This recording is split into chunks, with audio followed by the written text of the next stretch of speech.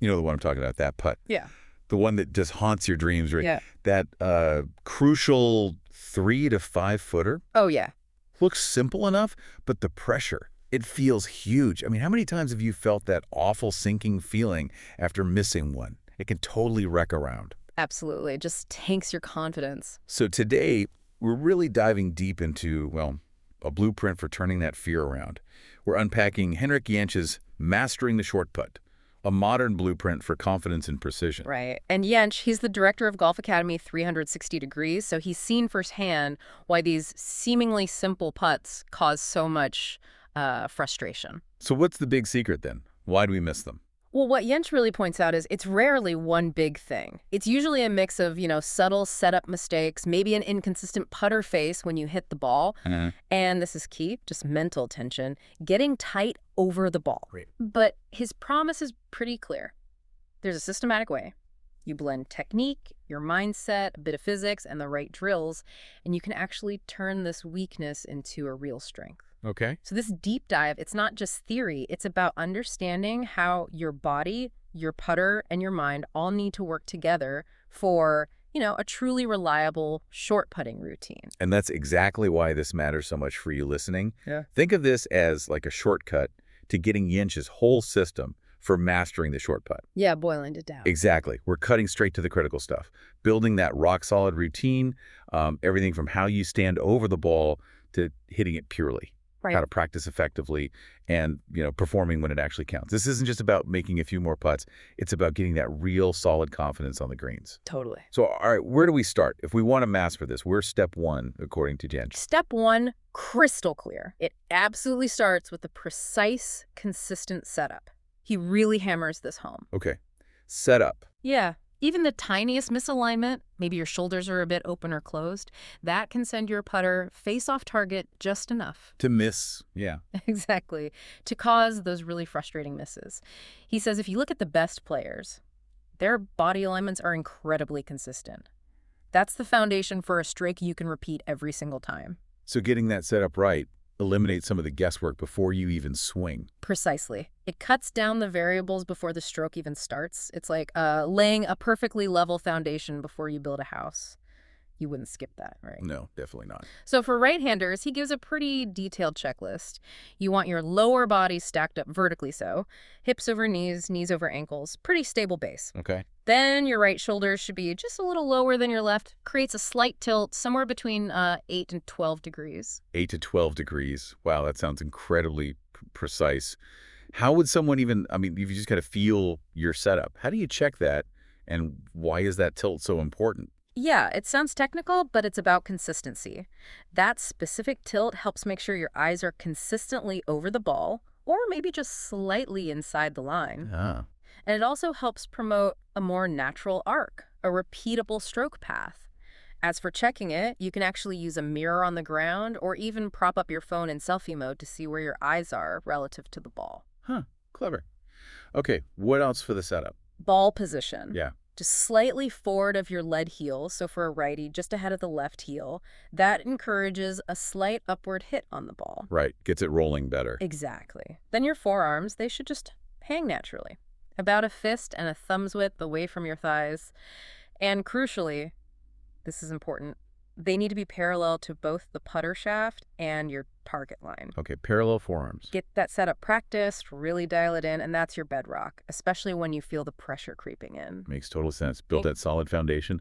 But even with a perfect setup, you need the right tool for the job, don't you? Oh, absolutely. Jentsch has this great analogy, right?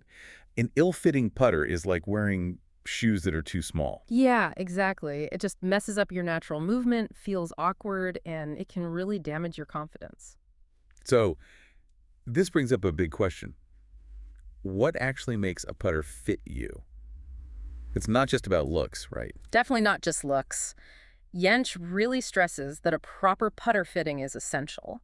And he says it should always start with checking and controlling face rotation during the stroke. Face rotation. Okay, what does that mean? You're basically measuring how much the putter face opens and closes as you swing it back and through. For stability, for accuracy, you ideally want that rotation to be less than 15 degrees per second. 15 degrees per second. So pretty stable. Incredibly stable. Think about it. If your putter face is twisting and turning a lot during the stroke, it's like trying to steer a car with really wobbly wheels. You're just not going to go straight consistently. Right, makes sense. Less than 15 degrees per second means that face is staying almost perfectly square through the impact zone. And that is the key to starting the ball on the line you actually intended every single time. Okay, so starting the ball online. That's priority number one from the fitting perspective.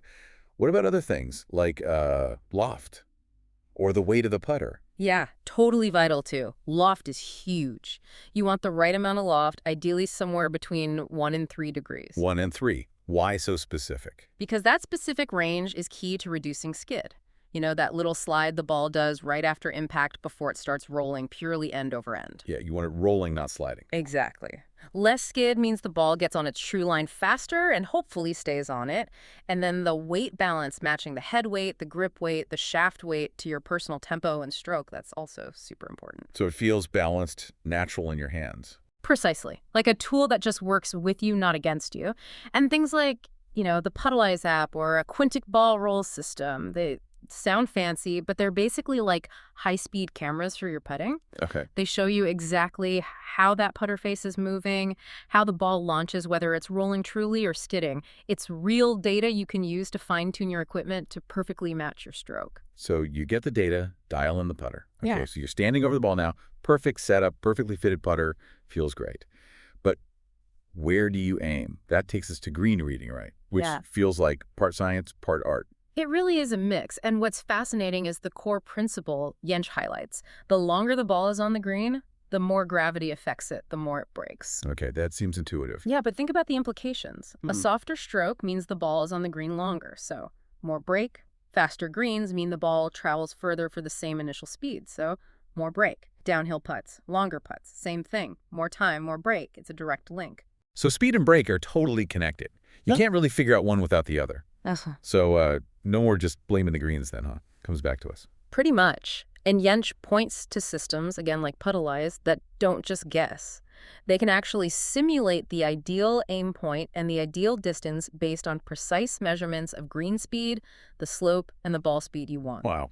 It takes green reading from just being like an intuitive guess to something much more calculated, data-driven, gives you a specific line you can actually commit to. Okay, commit to the line. Then you need the practice to actually hit it. Yeah. Jensch isn't about just hitting balls endlessly, though, is he? He talks about creative drills. Right, not just mindless repetition. He wants practice to be engaging, to build skill and confidence. And one of his go-to drills for short putts is the compass drill. The compass drill, how does that work? It's brilliant, actually. It hits technique and mental toughness. You put 4 balls around the hole, like at 12 o'clock, 3, 6, and 9 o'clock, all maybe 3 to 5 feet away. Okay, like the points of a compass. Exactly. And from each spot, you hit 3 putts, but each one at a different speed. Different speeds. Yeah. One soft, just barely gets to the hole. One firm, hits the back of the cup. And one at your normal kind of course speed. Ah, so you're working on distance control, but also learning how the start line changes slightly with speed. Precisely. You're training adaptability, mental commitment to each specific stroke, and distance control all at once. And he suggests setting a goal, like making 10 out of the 12 putts. 10 out of 12. Oh. That sounds challenging, but wow, super effective if you can do it. It is, and the key, Jensch emphasizes, is mixing up your drills. Keep it fresh so you don't get bored or complacent. Use games, keep score, add some pressure in practice. Simulate the real thing. Exactly. Simulate that on-course stress. That kind of varied repetition under pressure builds resilience. It really ingrains trust in your stroke for when it counts. That leads nicely into what he calls holistic putting, right? These 3 daily drills designed to really embed the skill. Yes, exactly. Daily reinforcement. The first one is the core putt drill. Simple idea. Roll 3 balls from the same spot on a flat part of the green. Just focus purely on making them roll consistently, same direction, same speed. Okay. And after the 3rd putt, you just turn your head and look. He calls this activating neural calibration with the green speed. Neural calibration. Okay, that sounds a bit brain science-y. What's actually happening there? How does just turning your head calibrate anything? Yeah, it sounds complex, but the idea is pretty simple. When you hit the putt, your brain processes the feel, the force, the speed. By immediately turning and looking at the result, you're giving your brain instant feedback, reinforcing that connection. Ah, okay. So you're teaching your brain to feel the right speed without overthinking it. Exactly, building that intuition. The second drill is the human instinct drill. You set up targets like 15 or 20 meters away, pretty far, and you just swing naturally, letting your instinct dictate the distance. And what usually happens? Most players, he says, will naturally underhit it. They have this protective instinct to not go way past the hole. This drill reveals that tendency. Interesting. And the third daily drill? That's the intuition override drill. Here, you consciously, intentionally swing past your comfort zone. You actively try to hit the ball further than feels natural. You're learning to control longer distances, pushing past that safety instinct. Right, you're learning to feel and control distance beyond that protective urge.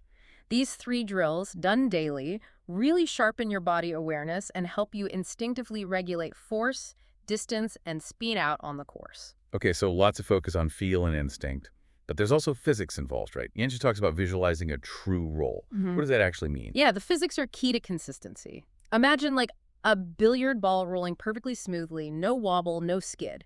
That's true roll. Okay.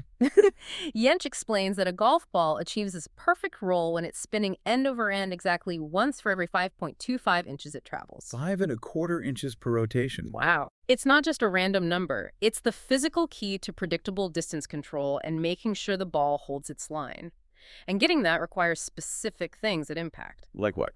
A correct launch angle needs to be between about 0.75 degrees and 2.5 degrees. Too low, it digs in or skids.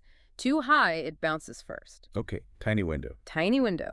Proper loft on the putter, which we talked about. Too much loft makes it airborne. Too little increases friction and skid.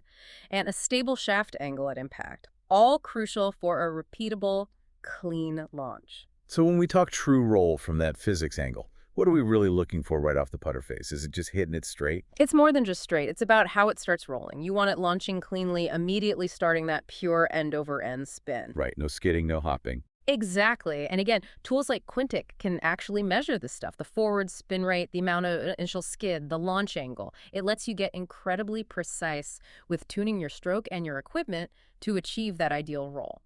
Understanding these variables helps you fine-tune for clean, predictable rolls every single time. It all sounds very technical, but Yench also stresses that putting needs to feel athletic, instinctive, not robotic. Right? Absolutely. He even references Jeff Mangum, another putting expert, who talks about avoiding managing the hit. Don't try to consciously control the impacts. So what do you do instead? Estimate the distance with your eyes, establish your own natural rhythm for the stroke length needed, and then just match your swing to that rhythm. Let it flow. And this is where that game-based practice and emotional control come in. Exactly. Those drills we talked about, they become way more powerful when you simulate competition. Add some stakes, play against a buddy, create little must-make scenarios where you feel some actual pressure. And train like you play. Precisely. The goal is to train yourself to trust your rhythm, trust your preparation, and crucially, not get bogged down thinking about mechanics during the actual stroke. Yench's big point here is that the mental freedom you cultivate in practice, that directly translates to emotional resilience on the course. So wrapping this all up, what does this mean for you listening? Yench's system, it really is a complete blueprint. It's designed to take the fear, the guesswork out of those crucial short putts. Yeah, we've covered a lot. The absolute need for that precise setup. Right. Getting the putter fitted properly for you, understanding the science and sort of art of green reading, using creative drills like the compass drill, understanding the physics of true roll. And finally, that vital piece about game-based practice and mastering your emotions under pressure. It all connects. And this deep dive really shows that the short putt doesn't have to be the source of dread. It really does. It can be mastered. Absolutely.